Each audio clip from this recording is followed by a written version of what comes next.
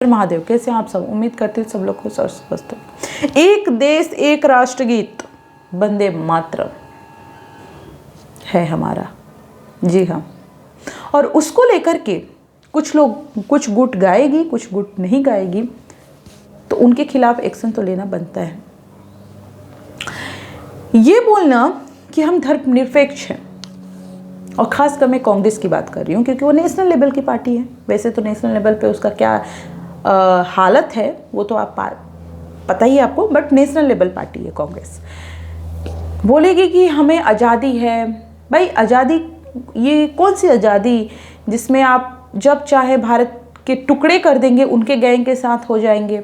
ये कौन सी आज़ादी जब आप बोल देंगे कि हिंदू धर्म जो हैं आतंकी हैं, आरएस ये आतंकी, वो आतंकी, ये कौन सा धर्म, ये कौन सा धर्मनिरपेक्षता, और ये कौन सी आज़ादी?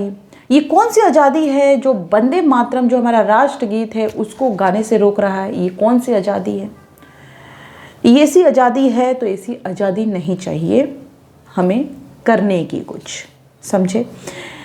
तो आप अपनी मन मर्जी से कर रहे हैं, कुछ भी कर रहे हैं, और फिर बोल देते हैं। देखिए, किसी भी हर चीज़ जो हमारे संविधान में बनाया गया है, आप बोलते हैं फ्रीडम ऑफ स्पीच। अब फ्रीडम ऑफ स्पीच का महत्व कहने का मतलब ये नहीं है कि आप चलते फिरते किसी को गाली दे देंगे, आप चलते फिरते देश के खिलाफ बोल देंगे, आप चलते फिरते किसी को कुछ बोल देंगे। आप किसी को गाली दे दीजिए, 2 चप्पल खींच के मारेगा, और फिर आप अगर आप उसको बोल देंगे कि हमारा तो फ्रीडम ऑफ स्पीच है, समझे?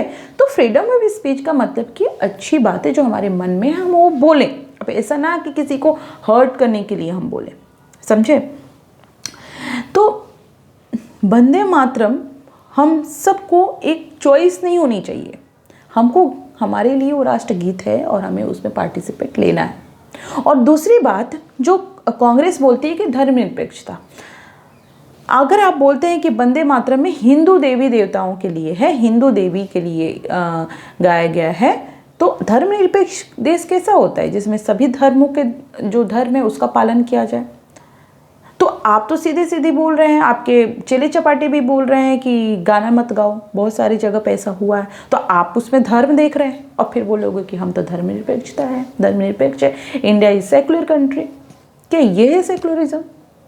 तो फेक की राजनीति बंद करें, और सिर्फ कुर्सी के लिए, कि कुर्सी के लिए हम देश प्रेमी की बातें कर रहे हैं। और यही हालत है कि आपकी जो ऊपरी प्रेमी है ना, ऊपरी प्रेम है जो देश के लिए दिखाते हैं, वो दिख जाता है, समझे?